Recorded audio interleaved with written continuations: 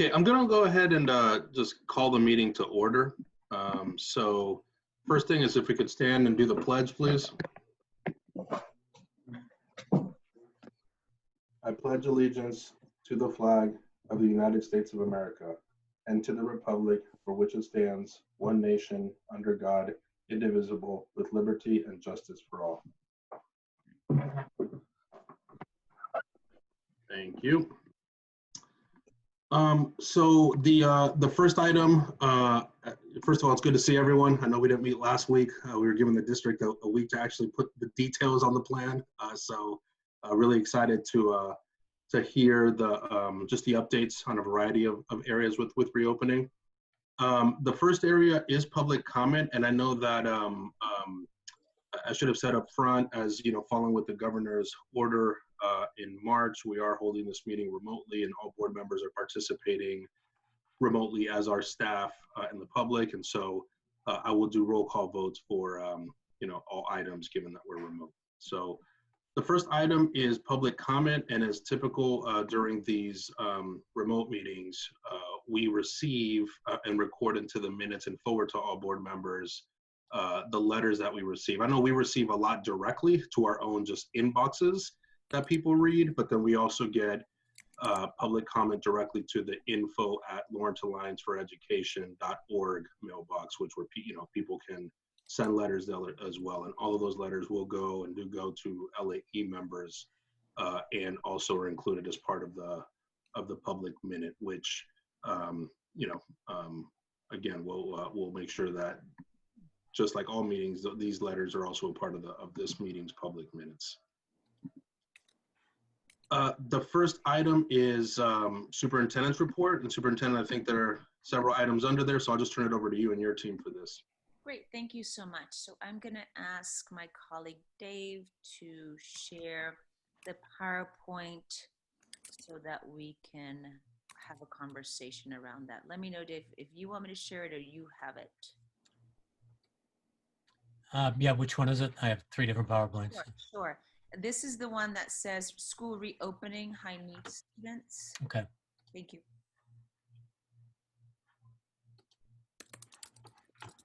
So this is going to be a summary of our next steps and then part of the conversation of where we left off.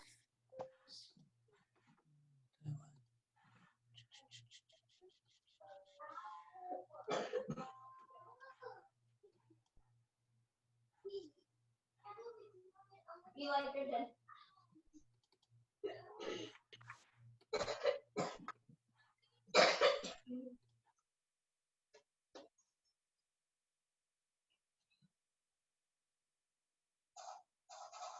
And while we're waiting for that to come on, I just wanted to start by saying that, you know, we've been working really closely with school leaders, our principals, to really refine our thinking around how to best support a hybrid phased-in model to support here we go, our high needs students. So thank you so much. We're going to start here with slide number 2. Me too. Next.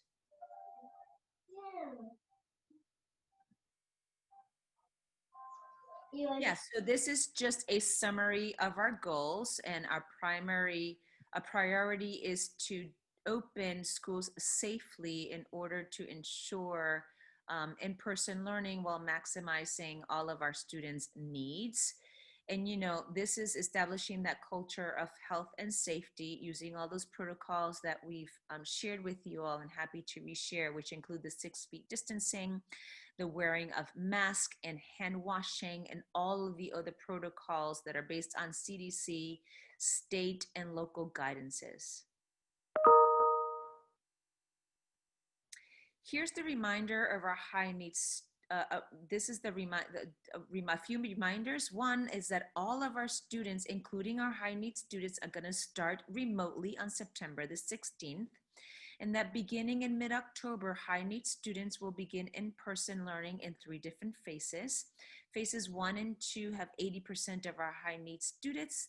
And then families, of course, always have the options of keeping their high needs students at home and studying and learning remotely. This is, again, the group of high need students. It's about 20% of our enrollment.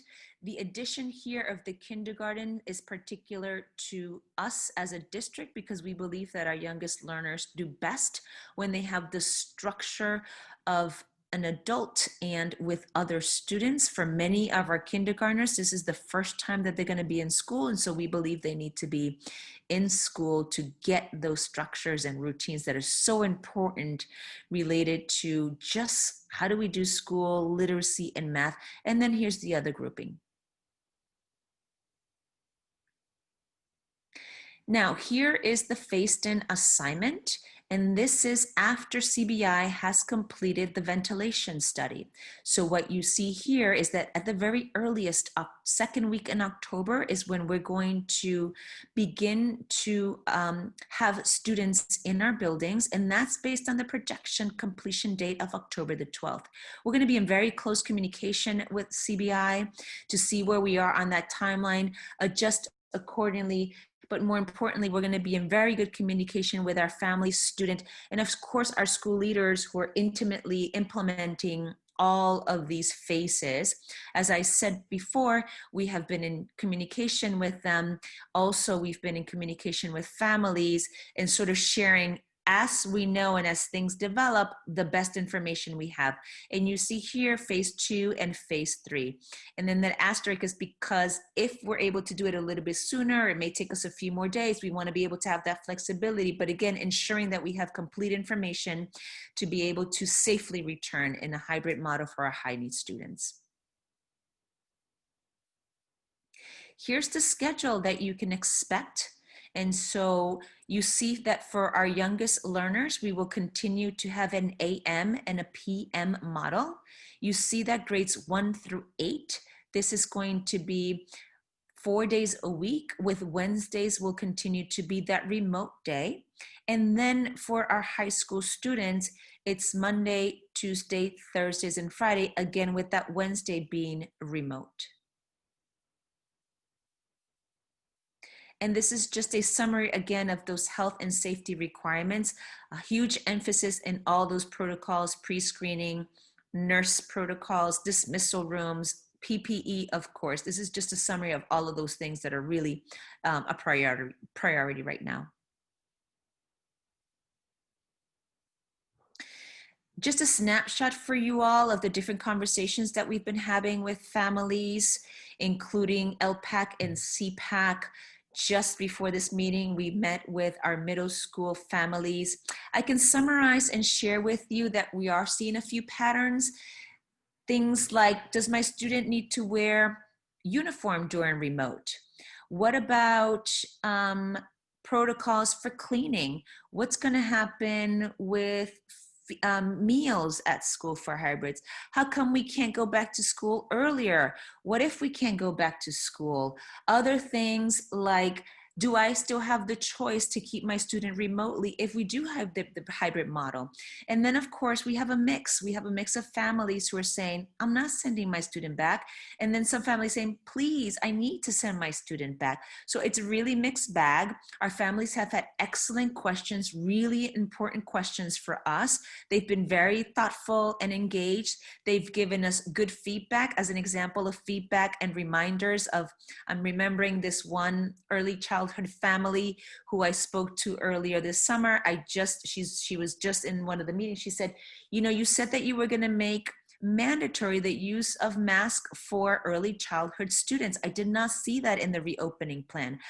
In the new drafted plan, I said, great feedback. I'm going to make a note of this and make sure that we adjust that, because in the draft we said it's not mandatory in the guidance, but all of our families who attended that session said, absolutely, we agree it should be mandatory. I thought that was excellent feedback. So it's a good thing for us to revise that based on the feedback that family have given us.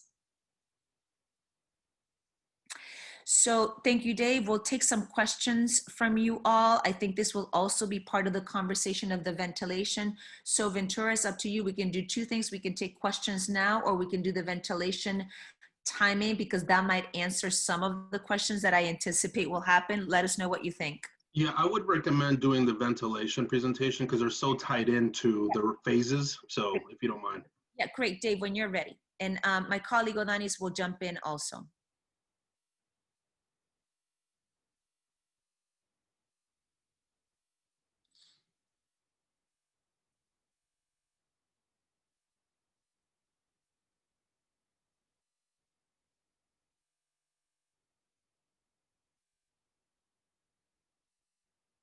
Okay, so I'll start and we'll go right ahead with slide number 2.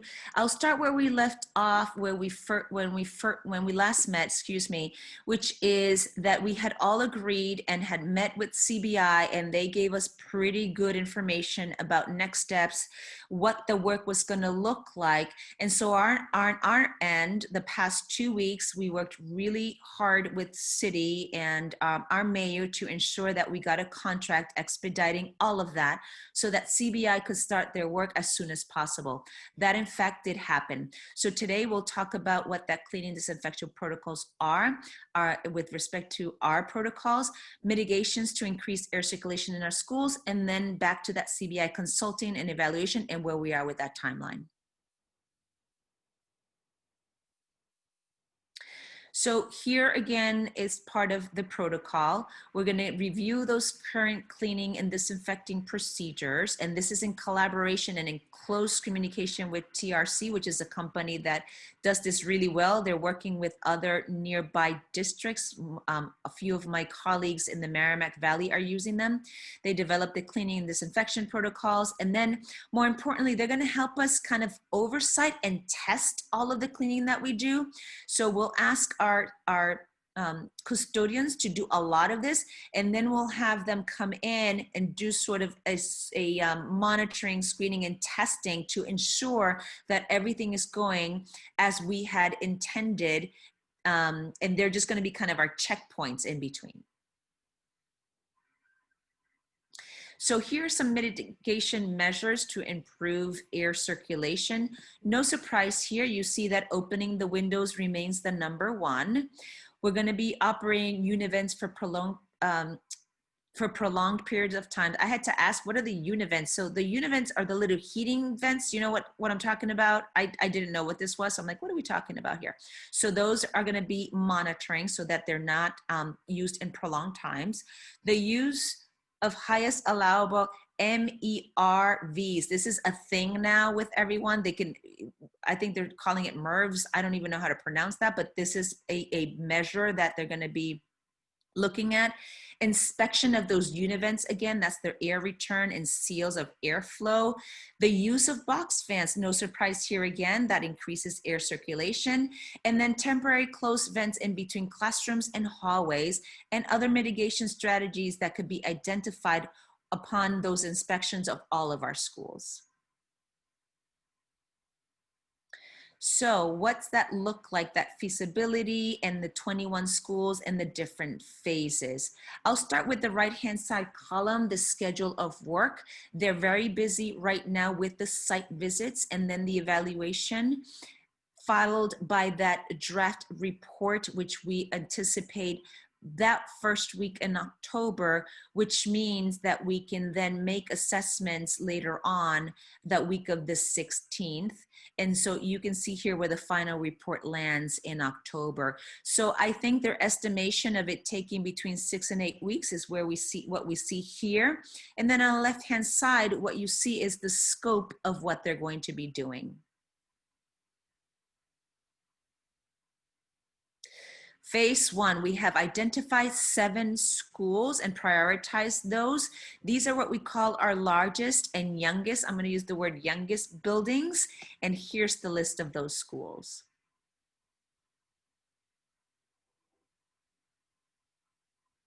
In the next slide, thank you, we see phase 2, and so these are the schools that will be evaluated in the phase 2. We anticipate this is going to be in November. And these are the schools that do not have mechanical systems. So in terms of age, I'll call these young, but the other ones were younger. And so this is the next group of schools.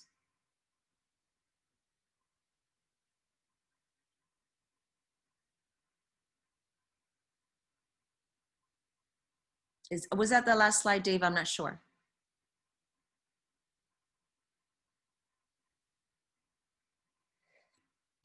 Looks like nothing else came up after that. So. Oh, okay, thank you. I thought we had, I think slide 5 had the dates. Can you just scroll back to slide 5? Yeah, that's an important one for us right now. Okay, so I think we'll take questions, comments, reactions, and if we need to continue to project that, that's great. Otherwise, I think we're okay, David. Thank you. Great, thank you, Superintendent. So I will go through and ask board members, to be able to ask any questions. I think we typically have started just with you from the top. I'm gonna change that order slightly, if you don't mind, to give Julia a chance also to go first sometime. So Julia, I will start with you and then I'll work my way up. So Mayor Rivera, you'll be on deck. You're on mute, Julia. I said, thank you, Ventura, and hello, everyone. I haven't spoken to many of you in a few weeks. I have no questions pertaining to what you just outlined. Thank you. Okay, thank you. Mayor Rivera? I'm okay, too. Okay, Pat?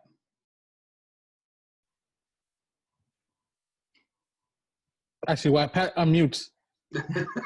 He changed his mind. All right, The- go ahead, bro. Do you have a picture of what the univents look like? Oh, I don't. You know why? There's so many different ones in each building, but And a MERV? oh, a MERV is the actual number rating. It goes from 0 to 20 something. That's the MERV. Those are filters, yeah. Oh, right. Okay, Pat? I'm all set right now. Okay, Noemi? I'm all set too. Thank you. Jess, we ended up with you. Of course, I have some questions, as everyone's delighted to hear, I'm sure. So I just want to go back, not so much to the ventilation thing. I think it's great that we're doing that. I do have a couple of questions about that, but on the reopening plan, I know that there is sort of a lot of concern, and that I know this is also an ongoing conversation with the union and with teachers around this question of, we're going to have virtual learning, right? And so we're going to have virtual teaching, and there's a question around where the teaching needs to happen from, right? And I understand that there's an expectation from DESE that teaching is going to happen from the classroom in the school, and DESE has clearly stated that. And we had some discussion around that before DESE put forth an expectation around that at one of the previous board meetings. I would like to know, I know that we have a range of opinions among teachers. There are some teachers who would prefer to do that. There are some teachers who are perfectly willing to do that, some teachers who are agnostic about it, and then some teachers who have serious concerns about coming in, mostly I think because they're dealing with a situation where, at home, where there's certain vulnerabilities and there's they feel some danger in sort of leaving the self-imposed isolation that they've been carrying out during this time, right? But they do want to teach. It's not that they need a leave of absence or it's not that their situation is so dire in terms of caring for a family member or dealing with a COVID-related complication. They do want to teach, and they're able to set up space within their house to do that. So I'd like for you to just elucidate a little bit what we're doing around accommodation for that, because I believe that, we're going to need all the teachers that we have, right, in this situation, because there's going to be almost like a further need for proactive engagement with families. And we definitely, and we want teachers to teach, and we trust and respect them to do their jobs. And so I would just love to hear about what the middle ground is between coming on site to teach from the classroom versus, you know, and having some accommodation for being able to work from home. Yeah.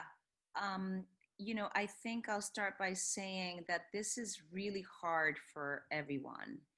The level of uncertainty and worry is real. I have it too.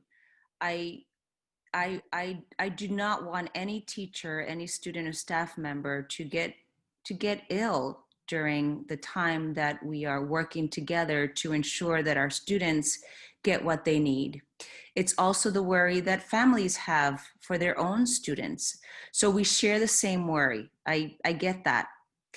I think that it's why we're being incredibly thoughtful about phasing things, and we are contracted with CBI to ensure that when we return, things are in a good place. So what we learned from CBI is this idea that if there's one teacher or two with all the protocols that we talked about, we're okay. So it's about mitigating risk. So to your question about what happens when there's a teacher or a staff member who, for whatever reason, that's just not an option for them. So we are following guidelines, and we have outlined a protocol that HR sent out to have teachers self-identify if that is their choice. And so it's both an accommodation and or a request for leave. And we have had teachers who have said, I need an accommodation. And that accommodation that they're requesting is a remote assignment. So with HR, we're working very closely to be able to go through all of those requests and see what that remote assignment is. We anticipate that remote assignment will be in their classroom, but we have to now pair teacher and student needs together, which is the next phase of this, which is all these conversations that we're having with our families. So the answer is, of course, we're going to have accommodations for teachers. We expect that. The same way we're going to have accommodations for students and families who need to continue to do things remotely. And then the next phase is how many and what assignment. But yes, there will be accommodations, not just leaves, for those who need it. Okay, great. Thank you. I think that's really helpful to clarify that and to hear that. So good. Then the next question, oh, it slipped my mind. Damn. Okay, you keep it moving, Ventura, and I'll come back to it if I can get it back.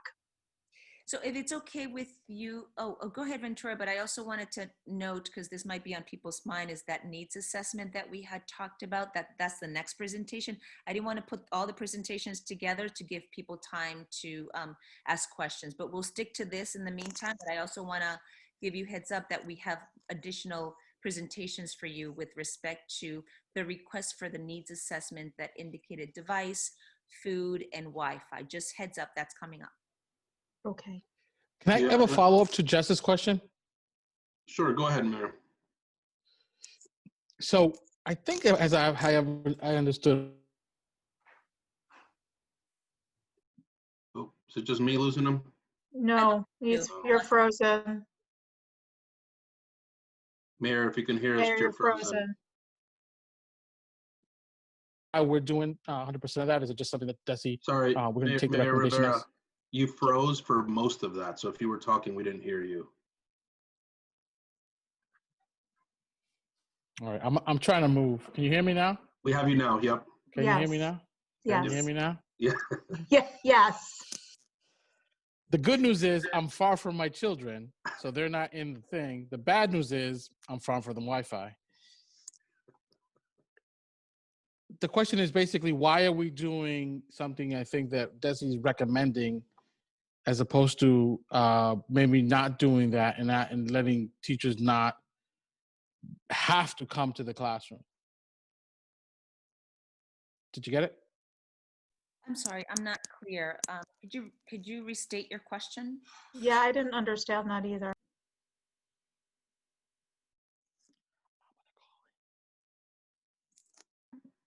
Mayor, can I try to summarize? You let me know if I'm capturing it. So my understanding from your question is that it is clear that this is strong guidance coming from DESE, but ultimately the district is choosing to implement this approach. And why are we doing that? Is that the question?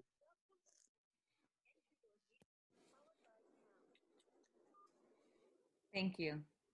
You know, I think that what we know is that collaboration between teachers is still necessary. I think that what we also know is that giving kids the sense of a structure that their teacher is in their classroom, that's a new thing for kids. This is going to be where when we left off in the closure, they were in their own classroom and school, so that was a very familiar thing. Bringing the teacher into that new grade that the student hasn't yet learned is an opportunity for them to sort of visualize themselves back in the schoolhouse, which supports for many students their need to understand this is my new school year, as weird as that is.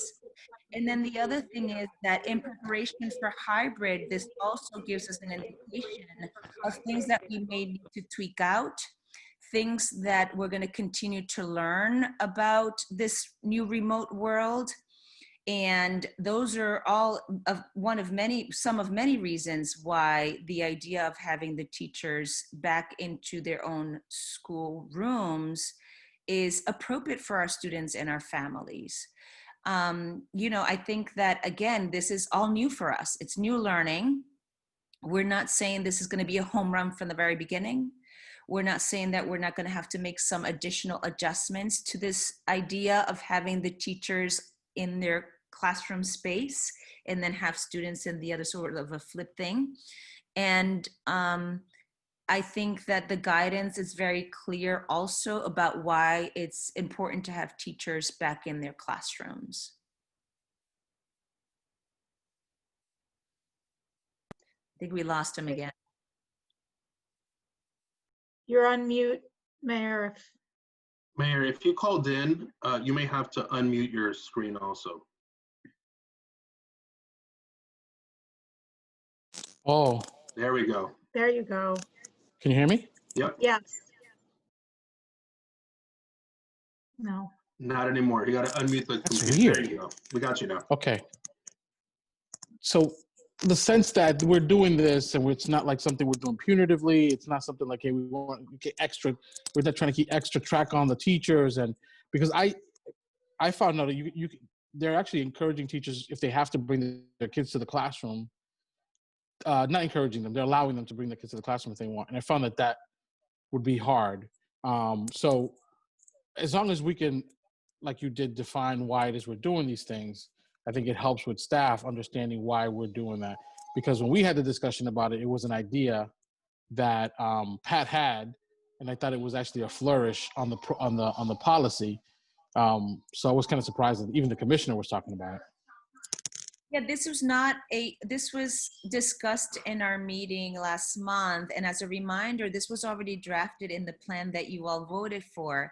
So it was part of our initial thinking, again, because we've been in collaboration with other school leaders, with other superintendents, with other educators who, this was not a brand new idea that started from the board or the commissioner. This is actually in the education world a thing, right? A sort of a discussion that has been ongoing for a long time.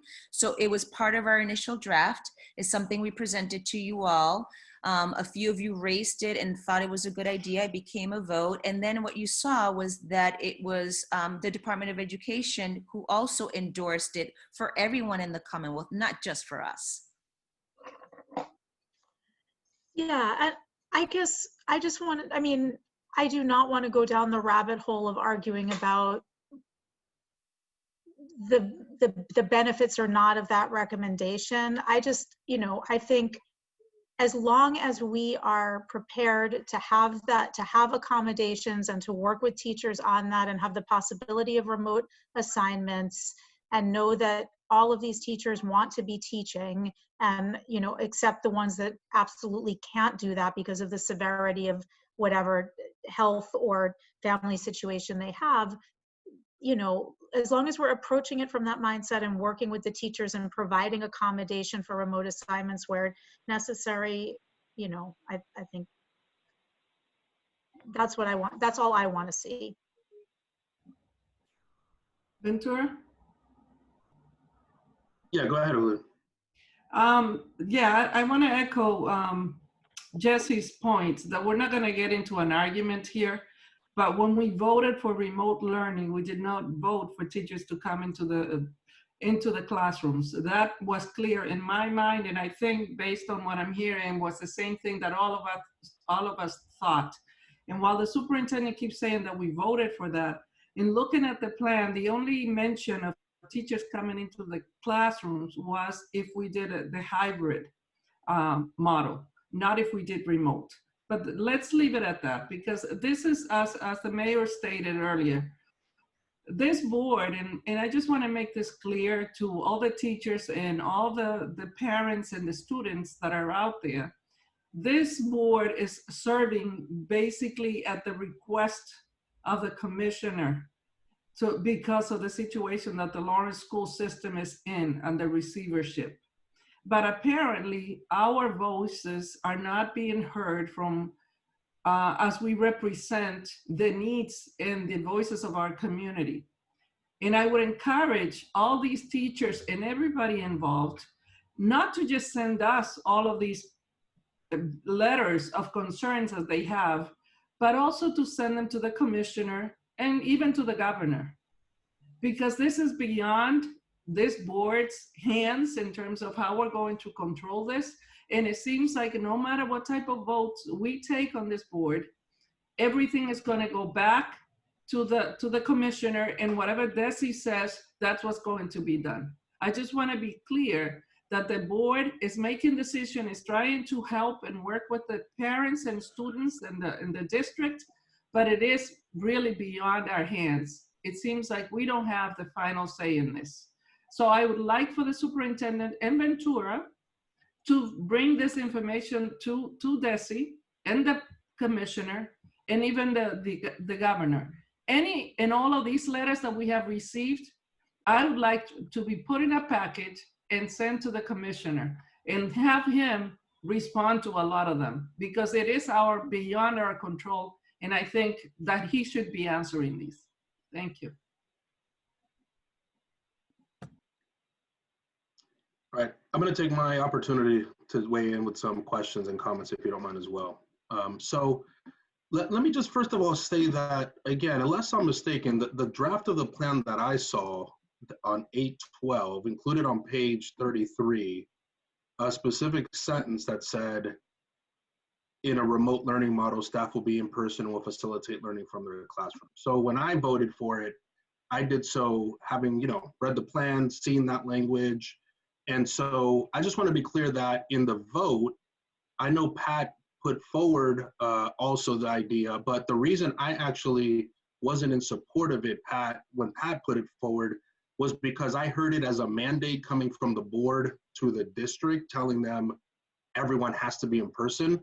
And what I wanted to make sure was clear was, we as the board approve the plan, but then it's up to the district to work with all stakeholders to then think about implementation, including for this, part that said, in a remote learning model, staff will be in person and will facilitate learning from their classroom. So again, I'm just sharing from my perspective. When I read the plan ahead of the vote, I saw that language in there. And when I voted, I assumed that that was part of what the plan was, but like all of this, that it would have to be fleshed out, as part of the implementation plan for the district. So I guess want to be clear on, like, I read it in there. I assumed that, for me, that's what I was voting on when I offered my vote. And again, the confusion, I think, would be maybe around what Pratt brought up, which again, I read more as a board potentially telling the district how to implement, which I didn't think was appropriate for the board, which sets policy. And again, we approve the plan, but then the details of implementation fall to the superintendent and her team working with all stakeholders. So again, just want to share from my perspective, that's what I thought I was voting on and sort of how I saw it play out. I guess, Superintendent, I have a couple of questions so far on what you've presented, because I know there's more to come. And I guess I just want to be clear that the three-phase approach that you laid out, that's only for high need students, correct? Correct. Okay, so we're talking about the 20%, and you all have said a three-phase process to assess sort of when roughly we can bring those students back. And I understand the asterisk means it may happen sooner or later, but depending on the information. So I just want to be clear that we're talking about still remote, and that 3 phases only for the, again, high needs groups, which again, you've answered. Another question I have about the teachers in person, and one of the letters that I know we received in the Lawrence info at LA email box talked about Wi-Fi and just, you know, like can we support all of the teachers, you know, teaching in a building, basically, you know, given our Wi-Fi. And I guess if not now, at some point, I would love to make sure we hear, just as part of your plan, just as we have about custodial services and, you know, all the parts that are going to be critical. Just wanted to maybe make sure that you all feel confident that from the technology side, you know, we'll be able to support teachers leading their classes via Zoom. So I don't know if you want to respond now, or again, we can respond later. Sure. Yep, absolutely. With your question about, do we have the bandwidth, basically, that's one of the, right. I mean, I'm not an IT person, but I know enough that that's part of what we need, the infrastructure, the bandwidth to support remote learning. The answer is yes, and we continue to assess that and test it. So our IT director is, you know, incredibly skilled and competent. I have enormous amount of confidence in his work and his ability to give us an assessment of it. Is that gonna be a possibility? And so the answer is yes. And in the event that there's, I'm not going to say outages, but tweaks of things that are a little slow, as an example, which we've had in the past, those are things that we're addressing right now and will continue to address. Great. And then I guess my final question doesn't really relate to this, and it may come up later, so I'm happy to wait, is just curious how the first few days of, you know, PD are going, and just what that's like. So again, happy to take that later if that's coming up, but just on my mind a lot. Sure. You know, I'm going to have my colleagues jump in here who have been intimately designing and supported and facilitating PD. But what I can say to you, it's been a pretty busy week for our teachers. We had quite a few offerings that were very popular. And so we had a lot of requests from teachers to add additional sessions. No surprise, there were a lot of things in terms of the attendance expectations and engagement. And then we had very popular sessions with restorative justice. Those kinds of things were very popular. We tried to be sensitive to presenters and their ability to manage big Zoom groups. And then we did quite a bit of onboarding, all of that remotely, but I'm going to have my colleagues jump in who have additional information to share, either Mary or Kenan.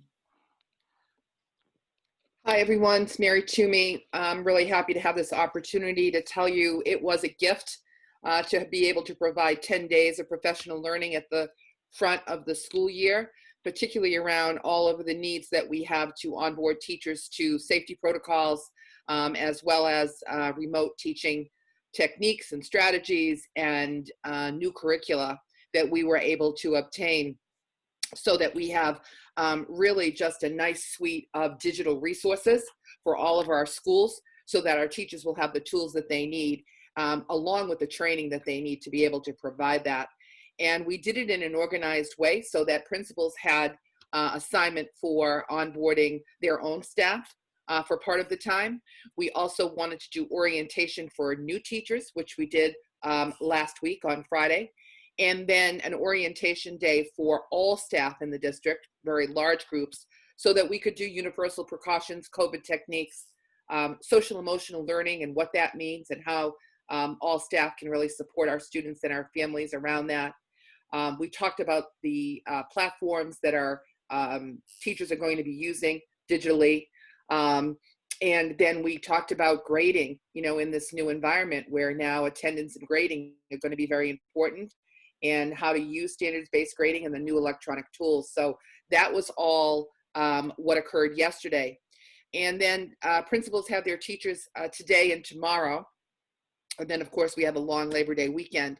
And next week, the superintendent was telling you about a 3-day Lawrence Public Schools Professional Learning Institute that we've planned. More than 200 sessions have been planned over the 3 days. Teachers are enrolling themselves, educators are enrolling themselves into the sessions. We have a combination of outside providers, partners, part of them who lead some of this curriculum work that we've adopted, some of them internal partners, some of our own leadership team members are presenting and facilitating, some of our teachers are facilitating, some of our coaches. And so they're very, very, as the superintendent said, very popular. Where we can lift caps, we're lifting them. We just heard from Eli Center this afternoon, who was doing a series on social emotional learning and zones of regulation, that go ahead and lift the caps to 100. We have them at 40. We'll take 100 folks in our sessions. It's fine. So our partners have been incredibly flexible with us, and we're very, very happy about that. On the 11th of September, which will be next Friday, we have the Center for Restorative Justice offering programs for 400 teachers. We have multiple sessions that are happening, and that's building off of the great work that we launched last year with restorative justice practice. And we want to talk about how circles can be used successfully remotely, and how that can bring community together. Even though kids are learning from separate places, how can we still give them a sense of community and circle and be able to use that in morning meetings? So that's happening on the 11th. And then we have some classroom setup time, some preparation time for teachers on the 14th and 15th. We know that they need some planning time with their colleagues, just with preparation, to be able to see all of their students on the 16th. So I believe that we've used our time well. I hope that everyone on the team feels that way. Kinnan can jump in. She's also been very instrumental with getting all of this to come together. Thank you very much. I think you covered it, Mary. Great, thank you. And one more question. I know, Superintendent, you have a couple of other presentations, but again, from the letters that I've received, one of the, I'd say, themes that I've heard is when it comes to teachers who are working with high need student populations, these are some populations, I think, for whom things like 6 feet, will be difficult, or the wearing of masks. And I think some of the concerns I've heard in the letters are basically, and maybe my question to you, Superintendent, is there additional either professional development, PPE, like training, like what kind of support?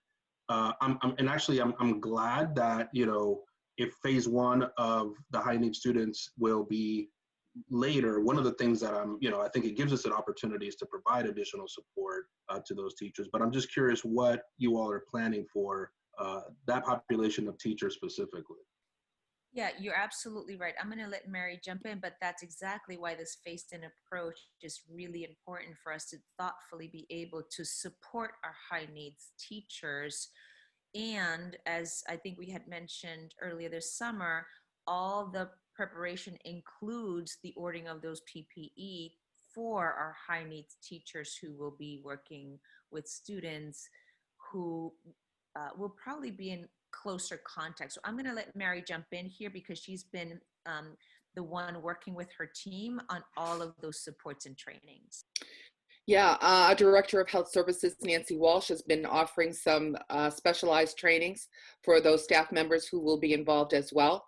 And, the 20% that we keep talking about of our population that's high needs, those students that we're referring to are a small subset of that group, right? So in terms of the ones who have IEPs, probably about 450. And of those, we're probably going to see maybe about half, depending upon parents who want to keep their kids fully remote or those that want to send them in person. And even within that group, there's still a smaller subset of students where they really do need to be in closer contact. So Nancy has been working very, very closely with me and with the team so that we order the correct PPE, gowns if we need it, a face shield in addition to a mask, And that would be for nurses or for one-to-one LPNs who have to be in the classroom with the student because they have some respiratory needs that, they have to be ventilated, and they do need that. And then we have a one-to-one LPN in the class with the student all of the time. So that takes care of that need. Anything that has to do with feeding, some of our students who require feeding and what that's going to be. And the proper protocols for putting gloves on, taking them off, how they do it. It's the same kind of teaching and protocol that happens, working in settings where we have these children for the full day, which, they're in right at the moment now in some of these schools and some of these settings that's happening.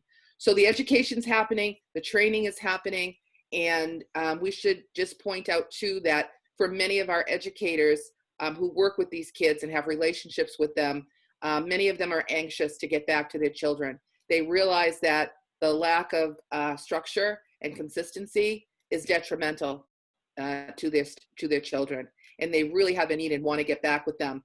A little anecdote I heard from our 2 teachers who work with visually impaired children. These are children that we have in the district with low or no vision, and they were concerned because these kids are usually included with their classroom peers in general education, along with supports. And as such, they weren't included on the high needs list. And so our teachers were saying, without Braille supports, it's very difficult to be in a remote situation on a computer if you're not able to see the screen. And so they volunteered and said, let's set it up. Can we bring them in at least 2 days a week in phase 1? Can we do a group at the Partham? Can we do a group at the high school? And what if we stay with them the whole day? And when we're done our Braille instruction, we can help them with their remote instruction online. And they were so elated when we said, why not? I mean, we can certainly add that and do that. And so they came to us. It wasn't the other way around. And they're very, very anxious to have their kids and to do what's right. So it's been inspiring to see how responsive they are. Thanks for the question. No, thank you. And I guess I'll pause there because I know there's more coming. I think, Jess, you remember the question, is that right? Yes, thank you. Okay. Sorry, and thank you, because there were a couple of things, but you raised 2 of my issues around the PD update and the question you just asked about the high needs students. The one other question I did have in addition to those was more around the building assessment. So I just want to clarify something. So we're doing the 7 newest buildings first, right? And then we're doing the next 14. And I guess I have 2 related questions around that. One is, what if we determine that the repairs or modifications that are required to bring those buildings up to a standard of safety and ventilation and et cetera are going to be relatively substantial? Are we prepared budget wise to do that, or are we also, this is making me more of an or are we considering, I think we had talked a few weeks ago about, is there any plan to consolidate some activities in the newer, bigger, more well outfitted buildings, or is the plan really to try and keep to the neighborhood schools, but just spend the money that we have to spend, and where are we going to find it in order to make modifications if we need to? Yeah, great. So I think this was our last meeting when Mayor Rivera committed to supporting the needs assessment in terms of what recommendations would be next from CBI. So he generously offered to support the cost in terms of mitigation and repair. So we thank him for that. Our goal is not. He gave us a blank check. Well, I don't know if it's a blank check, but I do remember him saying that he would support that. Am I right about that? I think he'll chime in momentarily. And so I think, Yes, I did. Yeah, I thank you. Thank you again for that. We really appreciate that. I think this is his continued commitment to the children of Lawrence and the families. And so we're grateful for that. So when that comes in, we will do assessments in terms of how quickly and what of these buildings. And so your question about, because our goal is not to move kids and transition them from their building. That is the primary goal. And it may be that in cases we do have to do that. As an example, right now, we're looking at an alternative site for SCS in the annex because our students need to start somewhere and finish the whole year to minimize transitions for our students who are on the spectrum. It's incredibly disruptive for those students to start somewhere and then say, oh, and now we need to move you for a few months until we fix 3 windows or whatever that is. I don't know what that will be. And so we are very sensitive to students, in particular, this group that I just mentioned. And so this is part of why the rephasing has been taking place in this way, because our team has been very thoughtful of thinking of each of these high needs and those needs, but again, with the goal of keeping them in their neighborhood school. Can I just do a follow-up? Because I did commit to spending a lot of money. Yeah, right, exactly. Because I want to manage expectations. I think that when, and I try to do that when we talked about it last too, the idea is we're going to make it safe. That's different than we're going to modernize it. Yeah. So if people in their head have an idea that we're going to take the Oliver School per se, and we're going to implement a brand new HVAC system, that's not what is on the table. The idea is that the agency is going to look through it and say, you know, in this room, it needs, you know, it needs a fan. In this room, the window needs to be fixed. In this room, so those are the things that we're committing to, and I want people to have eyes open, because what I'm hearing from the health expert is, even if you have a room that has no ventilation, if everybody's wearing their masks, you're going to be okay. I know there's been a lot of talk about aerosol and all this other stuff. All those tests have been done in a laboratory environment where they were trying to push the limit of the aerosol to make happen. So I'm not 100% bought in that the aerosol things in there. Again, I'm not a doctor, but they haven't connected a spread or infections of a virus due to aerosol in a closed room with poor ventilation. They have had it droplets in that environment because it was carried through the HVAC system. So the mitigation, that's why I asked them, hey, is it possible that you could go to a classroom and say that the way to fix it is to do nothing? And a teacher might walk into that classroom and see no mitigation and say, well, what happened here? And the expert will say, well, it didn't need anything. So I want to just manage expectations that people, that when this report comes out, that there's going to be $1 billion worth of work. Spoiler, there is $1 billion worth of work anyway, but it's not going to take us $1 billion worth of work to get us safe. Right. So, just to a follow-up question on that, since from the time the report comes out to the time that we say that we're possibly, I mean, I know we're going to reevaluate in mid-October is when the sort of limited on-site stuff starts, right? Are we contracting out work, or are we all of this is going to be taken care of in-house by the facilities team? Because 2 weeks time is not a lot of time to, I mean, unless, you know, depending on what the mitigation is, I don't know, but that's a brief window to get it done. It's both. It's both. So we're going to work with our amazing custodians and facilities team and additional support from whoever that is, because, you know, our custodians are not engineers, and we might need engineers in-house, our house doctors. It's going to be both. Okay. All right. And then I guess the one last question that I had is not on the, for now, it's not on the subject of the buildings so much.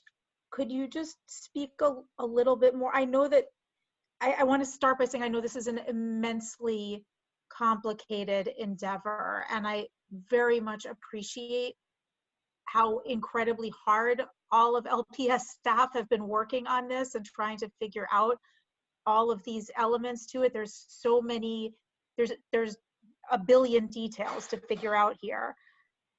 What are we feeling right now about our ability to kind of match assignments of being part of the in-person teacher core versus teaching remotely to teacher preference around that?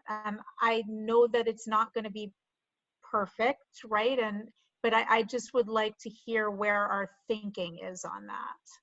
Yeah, as I mentioned earlier, this is the next level of work for us with respect to identifying the students, making that invitation, families accepting it, and at the other end, the staff indicating what their preference is in terms of accommodation. So we're not quite there yet because we're having these conversations with families and the teachers, and they have questions. As I mentioned, I was doing all these conversations, and so before they can decide, they want to like, well, tell me more about the plan and what that looks like before I can make a choice. I'll just give you a quick story of a high school parent who he told me last night that he has 3 students, one who has to go to Enlace because she's a newcomer, and he had 2 things that he wanted to say to me.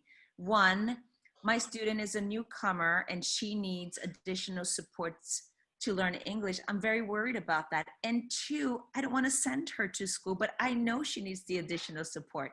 So in this, and thirdly, he said, and I've already been contacted by Enlace and identified that my student qualifies for the hybrid. I said, I absolutely respect that. So this is why you're here, to learn more about that. And when the time comes, it's going to be absolutely up to you and your comfort level and your readiness level and the need that your student has to decide whether you send her or not to Enlace in October. And so he was still on the fence. And until he can feel comfortable enough or say, I'm not ready to do that, or yes, my student really needs that, we won't know. All right, thank you. And I know that you have to repeat certain things because you guys are immersed in this stuff and we're trying to absorb a lot of information, but it's helpful. So I appreciate the patience around that too. Superintendent, I'd like to ask you to present just the rest of the information you have, and then again, we can go through another round of questions for our members. Wonderful. Dave, when you're ready, the needs assessment, and then Denise is going to walk us through that presentation. Yeah, I'm actually going to put it up myself if that's okay. Okay, folks can see my screen okay? Yes, Denise. Fantastic, great. Great, so we're basically talking about the needs assessment, but in general, we're talking about our connecting with families, right? And I know this was included earlier. It's worth repeating. I think we've had 268 people register for these sessions. And this is in fact our 2nd round of virtual coffees with the superintendent. And she has said to them that she's committed to continuing to doing this after the school year has started, to keep hearing from families and keep all of us thinking about how we continue to improve. Excuse me. There's also a 2nd session with community partners coming up on September 8th, where we'll start to talk more with them about what's our collaboration look like as we move forward. And not posted here is some upcoming trainings with our community partners to help them understand our learning management systems, so that when they're working with students and families, they can be an extension of support to them, and for us helping to basically, how do you log into Zoom? How do you log into Clever? How do you log into Google Classroom? So those are all happening next week as well. But to jump to the big stuff, we did go out and do a student needs questionnaire with our families with the goal of 100% of families and 100% of students, really capturing all of their needs and what they're thinking, and how we can help to make sure that every student is actively participating in school, starting right away on the 16th. So some of the outreach we did, there was an email letter sent out to every family in the district followed by some social media outreach. This is one of the social media graphics that was out. You can see that little QR code is used a lot as a way for folks to be able to access the survey. And we did this on Facebook, Twitter, Instagram. We had this posted on our website. And we've been advertising the helpline as another place that folks could call, either to have the form sent to them directly or to get assistance. So we've had helpline staff members fill in the survey with families over the phone. And from there, the next level of reach became working with schools who were looking at who had responded already, and then starting to follow up with who had not yet responded so that we can really get to 100% response rate. And here's what I want to show. We've done this for about a week, and we're at 52.7% response rate. So we have data on more than 7,000 of our 13,391 students. So I think we have an incredibly strong start. We have a lot of people really pushing out the survey, helping families fill out the survey. We're at a point now where I was looking at the results today and have counted 17 of 30 schools who have started to fill out forms on behalf of families. So one of the options when you take the survey is to say, I'm the parent, I'm the guardian or caregiver, I'm the student, I'm an educator filling it out on behalf of a family. So we're able to track that data as well and see that people are making those connections right away.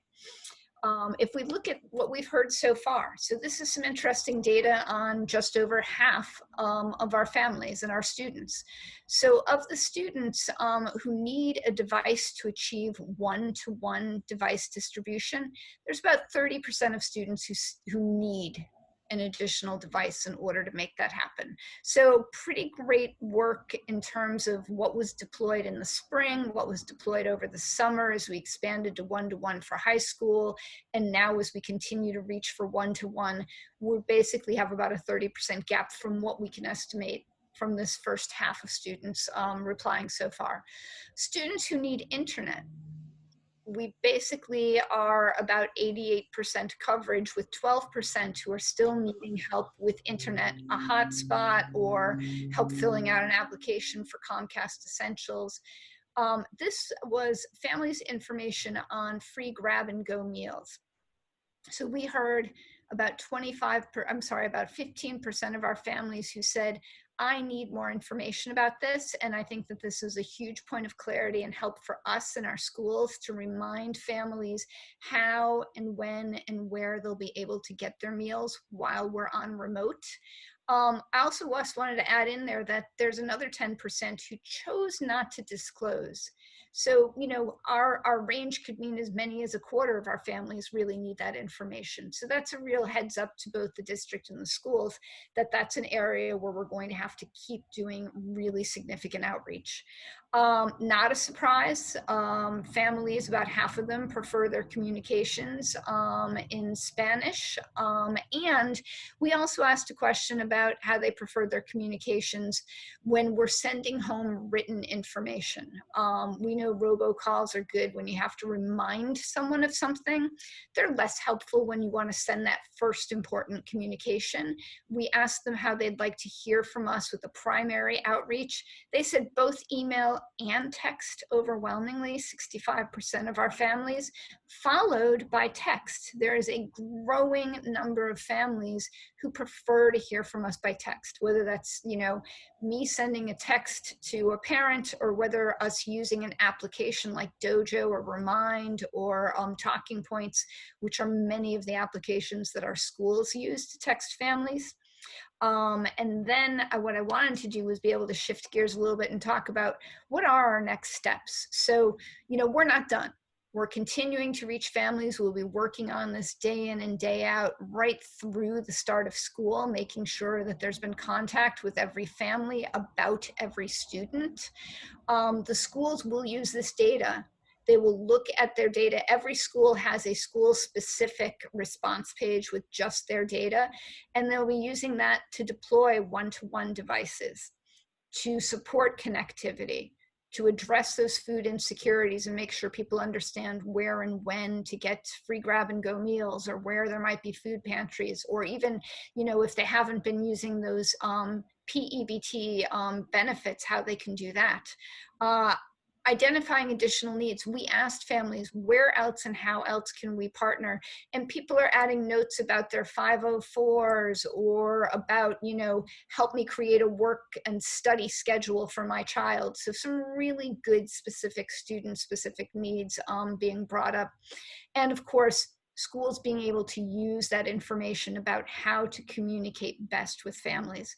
And for us at a district, I mean, this is really interesting information and useful information, but it's particularly useful when we start to think about who we can partner with to make some of these things come alive. So for example, we've been in touch with the Mayor's Health Task Force. You know, how can we collaborate around the data that we have around food insecurities, you know, in an aggregate way, of course, to be able to just elevate that message around what's available for families and how we get families in touch with food sources. So those are our next steps in this process.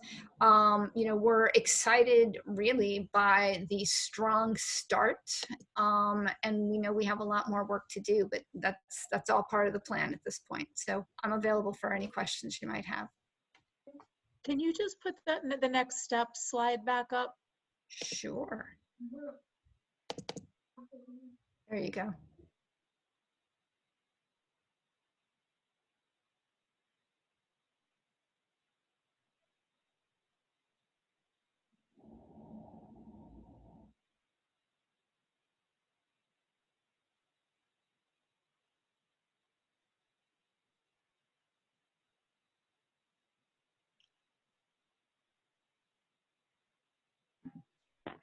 So are you gonna, I have a question.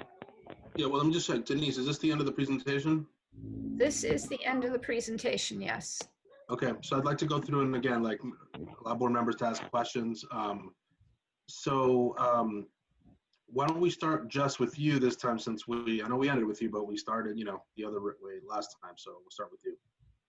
Right. So I think this is great. It's awesome to get like to be above a 50% response rate on the survey, and I know we're not done. My concern is always and only that the numbers will probably skew somewhat towards the people who have tech access and are, you know, a little bit tech savvy or have a good internet connect, because that's most of the way that they're like accessing the survey, right? So initially, go ahead. Sure, yeah. Initially, yes. So round one was push it out with links to be completed. But since that time, as I noted, educators and hotline staff have been filling it in on behalf of families. So families have called the hotline, schools have called families whose names aren't yet showing up and saying, hey, we need you to fill this out. In all of those virtual coffee hours, we have also said, please make sure this gets done, and we can help you do it. When we help you do it, or you do it yourselves, it tells us that you need these things. So there is a lot at this point. It's sort of phase, I hate to keep bringing up different phases. It's kind of phase 2 of this outreach, where schools are now proactively calling the people who have not yet completed it. Okay, thanks. Thank you. Sure.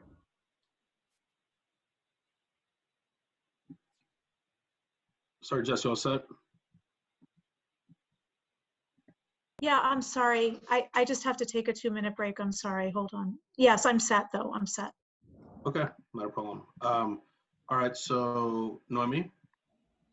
You know, thank you for the thorough presentation. And I'm, you know, like Jess was saying, it's great that you guys are, the numbers are going up in terms of connection with the families.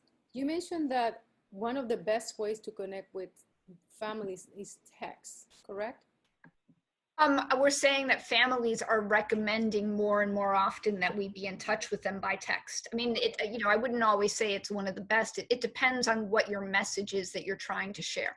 And I was gonna say, like, so is the message would be the similar type of message that you have in a robocall? Is that the way in which you would be using the text? No. So for example, if we are going to send something lengthy, like a letter from the superintendent, that we would use the same robocall technology to send an email to families. And then what we would then do is maybe pick up and do a robocall that says, please check your email. We've sent you a letter. Or we'd send you a text saying, please check your email. We've sent you a letter. I mean, you obviously have to be very careful about your character limits. I mean, people can't really and won't want to read, thousands of words in a text. Sure. Okay. Thank you. Sure. Any question? Great. Pat? Yes, thank you. Denise, at what point, I mean, I think this is awesome that we're surveying the parents and finding out about their needs and everything, but at what point do we have the discussion about attendance and grading and the importance of the children participating in the remote learning? But I think some of it needs to be that personal contact I think I talked about a few weeks ago, bringing the families in, putting, I talked about a tent, not having them enter the building and meeting and really finding out where their needs are and being very explicit with the families as far as what the expectations are for the families. At what point does this happen? Okay, so thank you. I think that you are mentioning an excellent point around that personal contact being so important. And, I think that personal contact is going to look different depending on the school, depending on the family. Even in the virtual coffee hours, we've heard so much about, right, how many people are like, please, I need to go back tomorrow versus, I'm not stepping foot anywhere near a school building. So we have to give options and we're going to see things happen in different formats. For example, I know the Lawler School did a virtual welcome yesterday, and they have a couple of them scheduled, and they had almost 30 families show up on that first one. She was able to talk about all the wonderful things they're going to do remotely to begin with, but the plan for when, we'll start to bring them back because they are kindergarten, and talk about attendance matters. Grading is going to happen, and here's what it's going to look like. By the way, parents, we're going to offer you a training on how to use our platforms. It's going to be on this date. So, that's one example. There are people doing virtual tours. Come with us on a tour of the building. PowerPoints. We've had virtual home visits one-on-one and doing it as a visit that way. We've not yet had people come to the building, and I think that there's a lot of concern still around, what would that look like, and how would it be staffed, and when would they come? I don't think it's out of the question, and I think we'll probably see some schools do some of that, but it's just going to look different in different ways. And I want to say that before we get to any of that, or actually some of it's already happening, as I said, that personal point of contact is happening. So if I, as a parent, fill out that form and say, I have a laptop, but we've just lost our connectivity, and I want to talk to someone about my child's 504, like everyone's getting a phone call about when and where and how to address all of those questions, right? So everyone's getting a one-to-one contact. I really feel like that right there is significant. Plus the welcome back sessions, many of which, will be virtual, as well as the fact that, we're the virtual coffee hours are a great start to those conversations where we are talking and people are asking about grading, about uniforms, about attendance policies. So all of these things are percolating even as we're suggesting them, followed by what we think is going to be, you know, a very strong social media campaign. You know, Facebook is tremendously used by our families, and the way that we've been pushing out all these other things to round out the in-person personal contact are these messages around school starts the September 16th. It might be remote, but don't miss it. It's still the most important day of the year, you know, and all of the messages around attendance and grading and how we bring people back. So anyway, I hope that answers some of your questions, but you know, I think we're still learning as we go, and you may see some live welcome sessions, but I really, at this point, most schools are tending to want to do something virtual. Now, do we have a system in place where we'll be able to chat attendance? Yes, actually, that's an excellent question.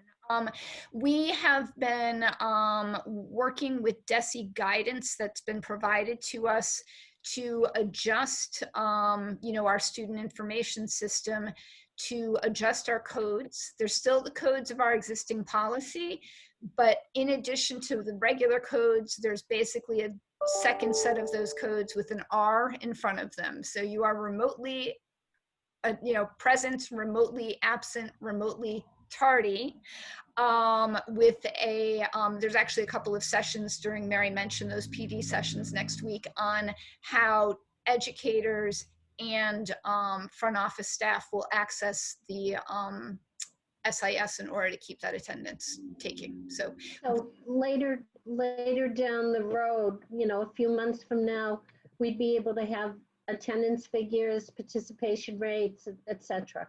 Yeah, absolutely. All right, thank you. You're welcome. All right, Mayor Rivera. I heard a couple things, so I just want to get clarification. Is it mandatory that the schools are now on the phones trying to reach every kid? Yeah, it is. I mean, you know, we didn't say this is mandatory. We said this is now your turn. You can be running with the baton. You can ask us, you know, ask us how we can help you, but it's now your turn to take the lists, match them, and find out who isn't on them and start making those phone calls. And I am seeing every day that that is what's happening. And so who's doing that primarily? Is it the principal and the support staff, or teachers? It looks different in every school. It looks different in every single school. It depends, you know, a small school like the Lawler, they probably have 3 people calling the 40 students who weren't on it. You take the Partham, they probably are dividing those calls a little bit differently. And so with that type of effort, which, you know, by the way, it makes me feel really great that we get on the phones to talk to these folks. I'm sure that you got language specific workers. When do you think you might get to 98%? Well, I'm not going to kid you. This is the hardest part, right? I mean, those people, as just mentioned, if I have internet, submit, it's in. The time consuming part is picking up the phone and calling. But, you know, our goal is really to get all this information before the start of school. That's when it's most useful to everybody. We want to make sure those devices are in the hands of the kids who need them before the first day, and that families have the training they need. So that's the goal. Again, you know, you guys have more people than we do, but we would be willing to help out with the phone banking. And if, you know, if it makes sense to the superintendent to figure out a way to pay a stipend to a big group of bilingual teachers, like 200 of them, to come back and get us to 100 faster, that would be worth the money. And so I think that please think about scaling it, because the sooner we get it, the better, because I feel like you're already making decisions on 54% of the information. And I, being a kind of a stats person, I know that, you know, 10% can move a decision point one way or the other. So I want to be careful about how soon we use the data and how soon we can get to 100% of the data. Sure, I agree with you, and I'm sure that the superintendent will follow up with you about that. I do want to say the one thing that is so helpful when schools make that connection is that they're able to answer the questions. You know, when they say, oh, and by the way, what if, or what if I need to, or how could I, when an external person talks to them, they're like, yeah, I don't know, I'm gonna have to find out and get back to you. It can work. Trust me, all help is good help. I just want to say that, you know, the front line and the most preferred obviously is when schools are making those connections to their families, because families have questions. And our number one answer ultimately is like, you know what, that is a conversation you really have to have with your educator, because I bet that they're willing to work with you. Yeah, I just don't want the good to be, you know, the perfect to be the enemy of the good. And so I know that perfect situation.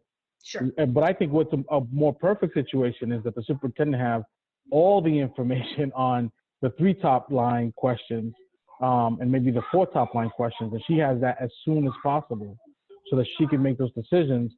And trust me, I understand that the customer service connection is there, but you know, getting to 85% in 4 days and closer to 90% in 6-7 days, because you can punt through it, is, I think, the data that she's going to need to be thoughtful about some execution things. That, you know, you're going to have to buy all this stuff in bulk. So if you need to buy more devices, you can't get that trickling in. You're going to have to buy that. You're going to have to find out that sooner than later. Right.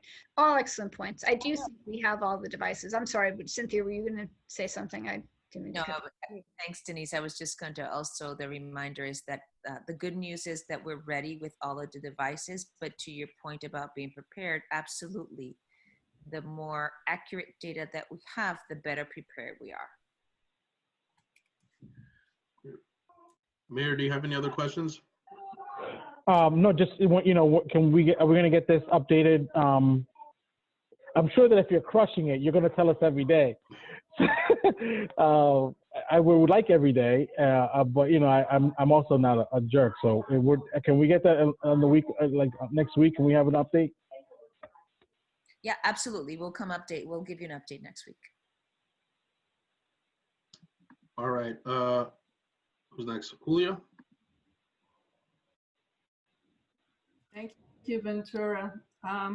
Great presentation, Denise. It's awesome that we have been able to reach so many of our parents and students. I just have an observation on the percentage of the students that have been reached. I noticed the slide that we got has 43%. But the updated one is up to almost 53%, which is 10% more. But yet the numbers, and I probably will say that this is because of constraints, that the percentages of what we've learned did not change.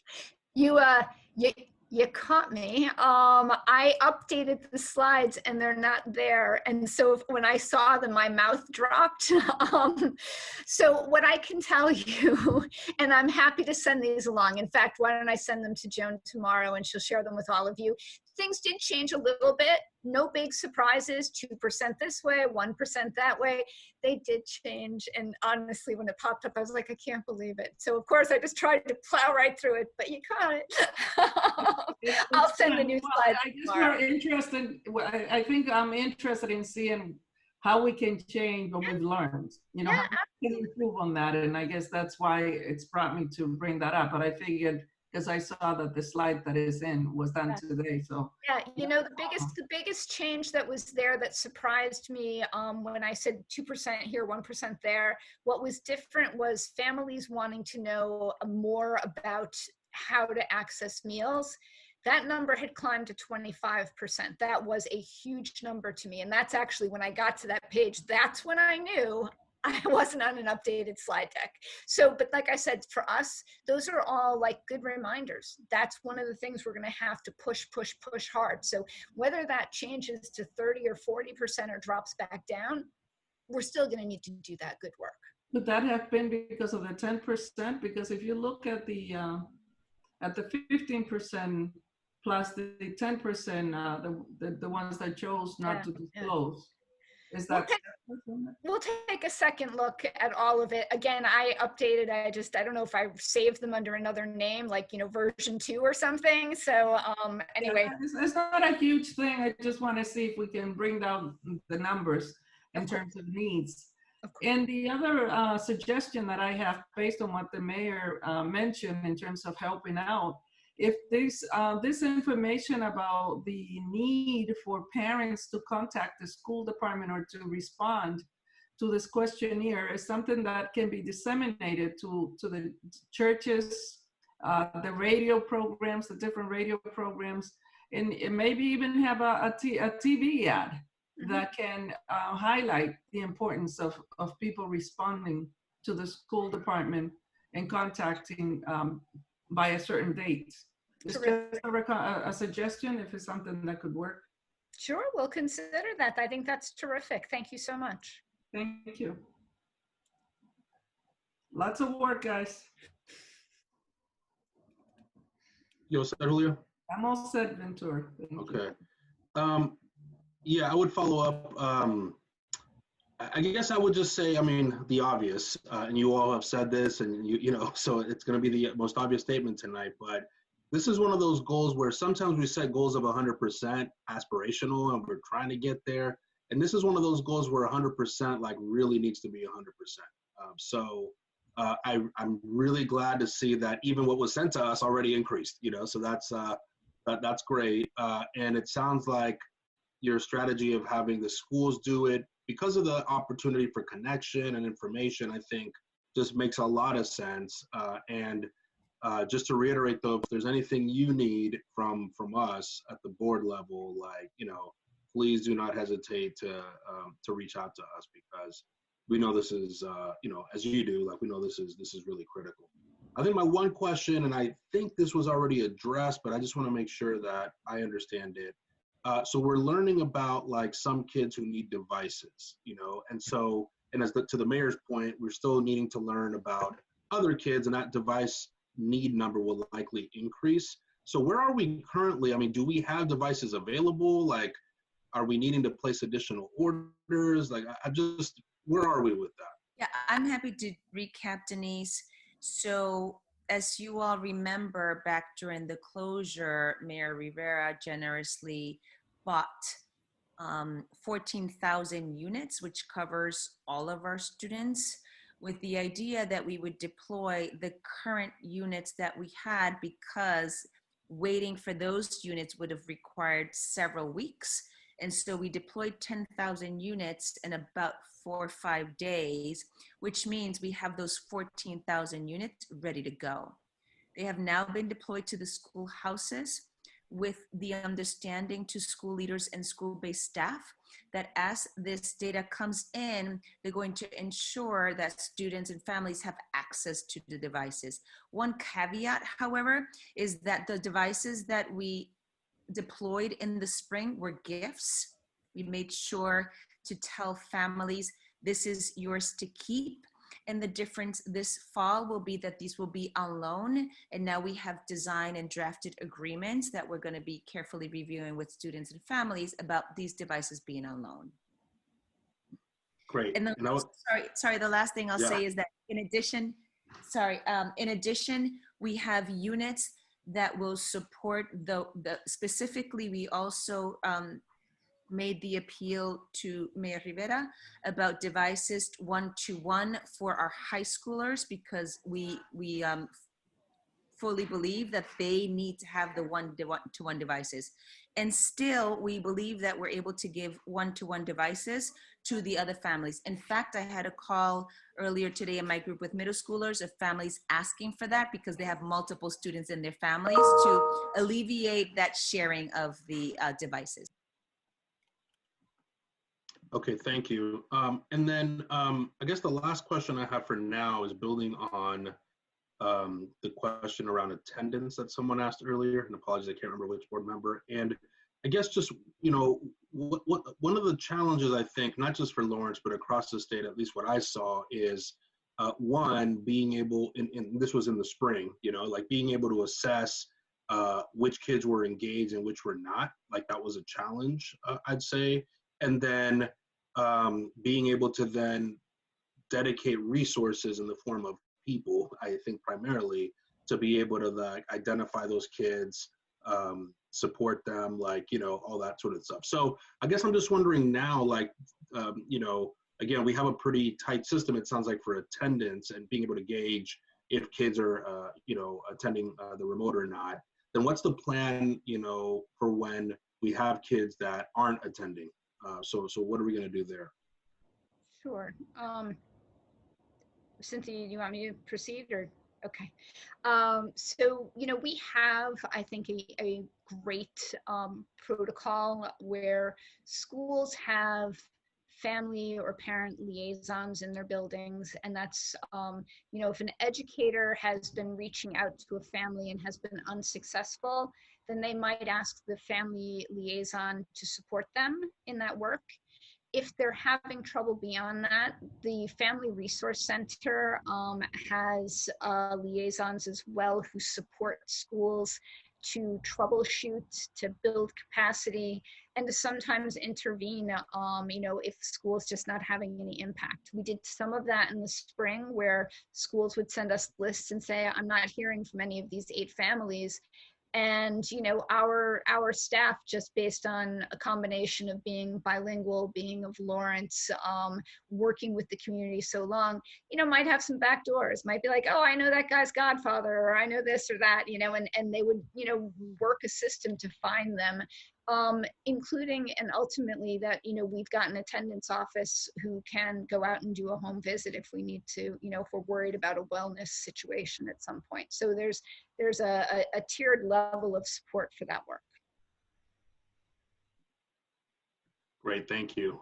And, you know, I think the mayor asked this. We do have our regularly monthly meeting. I know we've been meeting much more frequently, but we have the meeting next week. And you know, I think this is one of those areas that will be important for us to get an update, you know, just what the data is looking like, you know, things like that. So, and as we head into the new year, new school year, I think for the purposes of this board, I think we'll want to clarify, you know, what are some of the metrics that you all are looking at, you know, around like attendance and engagement and other forms, just so that we at the board can also have some clear metrics that we're looking at with you, you know, as we're gauging the progress and success of the school year for our kids. So that's just more of a FYI, but I think as you all are working through these measures that you're looking at, we'll want to make sure at the board level we identify those as well. So let me ask the board,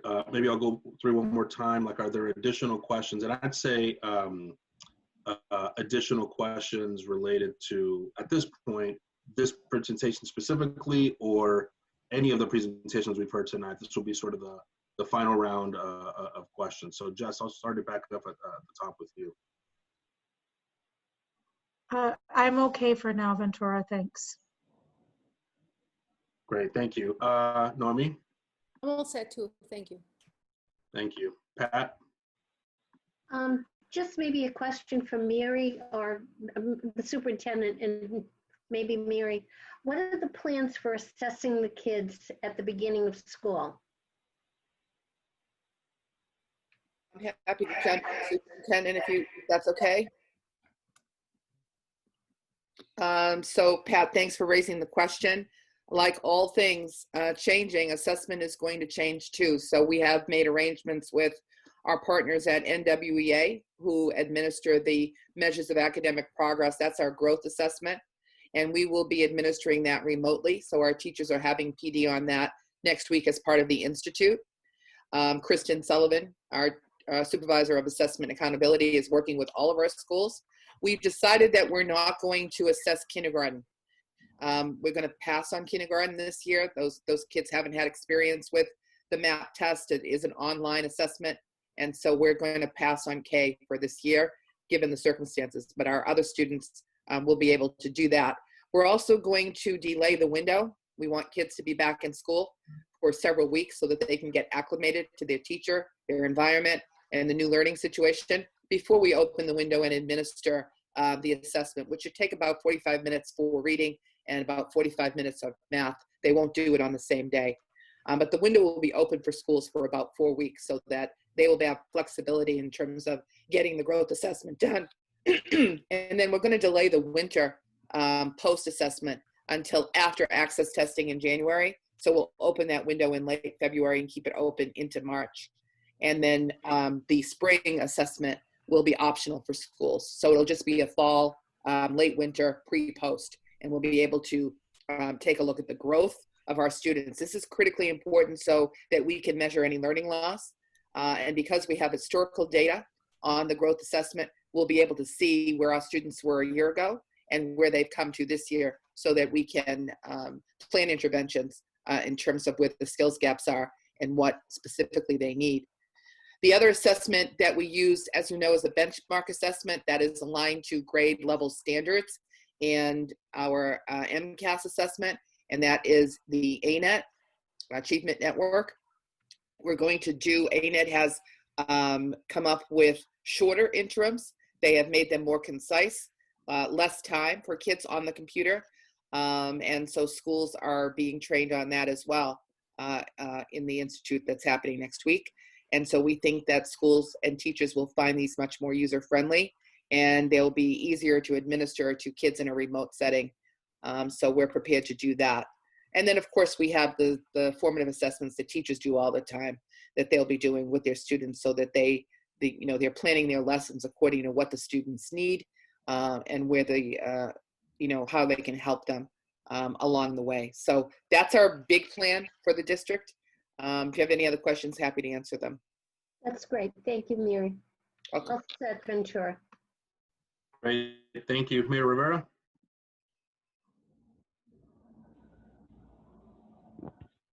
So first, I'd like to say congratulations to everyone. We made it this far, and we haven't used the word asynchronous or synchronous. I'm stretching my fingers. Very Wow. excited about that. But in that spirit, I'd like to, I don't have any questions. I just want to make sure we talk about our next meeting and if that could be synchronous. Yeah, you beat me to it. We have our regularly scheduled meeting next week, and I was gonna let the board know that I'd like to have that in person for a variety of reasons, but including it provides also another opportunity or different opportunity for public comment in addition to the letters, which I think is important. So yes. And the good news, hopefully the weather will be different, and so we won't have to worry about ACs and stuff like that. Cool. That's all I have. Thanks. Thank you. Julia? Yeah, I want to thank everybody for all the work that has been done. It's great that we're moving along. I don't know, in this tough time, I know that we all have a lot of questions, and we will continue to have questions, and no one really has a clear-cut guidance as to how this is going to be accomplished and without further hindering and getting more people sick because of this pandemic. It's out of our hands, and let's see if we can all work together to make it happen. I do have a request for the next meeting is that we take a look maybe for the agenda, Ventura and the superintendent, at the reopening of the public schools draft that was provided to us on July 31st, and the one that was finally voted on, which I guess was on August 12th. Because based on the discussion that we had earlier, a lot of us voted on this, and I'm sorry to bring this back up again, on the condition that remote learning was going to be remote learning. And apparently there was a change, and most of us from the responses I got today did not see this change that was included on page 33, as Mary stated. So I'd like for the superintendent to put this back on the for the next meeting so that we can just all take a look at that, and just for our own sake, I think. I don't know if the other board members agree with that. Thank you. Great, thank you, Julia. And yeah, I'll definitely take that under advisement. We'll put it to the end of the agenda and finalize. There is another thing that I would ask board members to look at. There was a PowerPoint that was sent to us in advance. There's the link. to the PowerPoint, and on slide 8 of the PowerPoint, at the bottom in red letters, it also says the same language. So just saying, like, as folks are going to review it, like, you know, I think that's fine. But I think for my end, you know, I'm all set overall. Like, obviously, there's so many details that you all are figuring out, and I really appreciated the board members' questions today. Like I said, we've gotten a lot of you know, letters, and I think I'm hearing a lot of the themes that I've read in those letters being asked, you know, by different board members tonight. So just appreciate that everyone again is really actively engaged in what is unprecedented, you know, really difficult situation. But I think you know, really appreciate you, superintendent, and the whole staff that are working just so hard.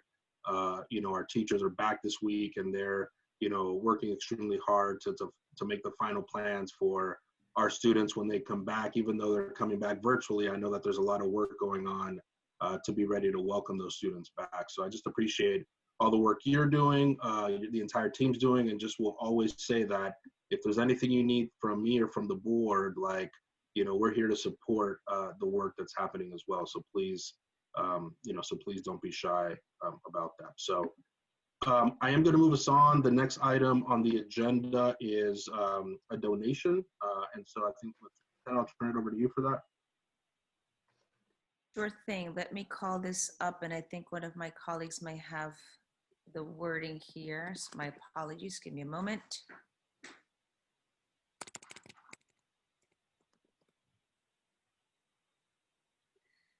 So as you all know, we are, oh yeah, sorry. So our International High School has been the recipient of $7,500 by TCU. And with the additional funding, they have the flexibilities to be able to support their students and families. And so we ask for you all to consider and vote for the approval of the additional funding that the school is being offered. Okay, make a motion. Move, yeah. Oh, go ahead. You do it. Motion to approve as presented. I'll second. Okay. I do have one piece of discussion. How much was the money? How much was it? 7,500. Thank you. Okay. Any other discussion items? Great. Okay, I will do a roll call vote. So again, yes, voting yes is accepting the motion, which is to accept the donation. So Jess? Yes. Noemi? Yes. Pat? Yes. Mayor Rivera? Yes. Julia? Yes. And the chair votes yes, so it is approved. Great. So at this point, that's the agenda. I do want to say, and again, Mayor, thanks for beating me to the punch, but we are meeting next week, and I would like to meet in person. If you need to participate remotely, please let me know. And again, Dave and the whole crew, thanks in advance for the work that you're going to do to make sure that we're able to record, live stream, and have a Zoom meeting for folks that need to participate remotely. So I'm also happy to report that my 6- and 8-year-old daughters were downstairs and showered and are ready for bed, and I didn't have to do anything. So that's good parenting, I think. All my wife, so. Rub our noses in it, please. All my wife, I have nothing to do with it. So at least that's what they told me. I got to go check on actually what happened. Yeah. Like Todd said. I didn't do dinner, so I have to do the bath and the sleep.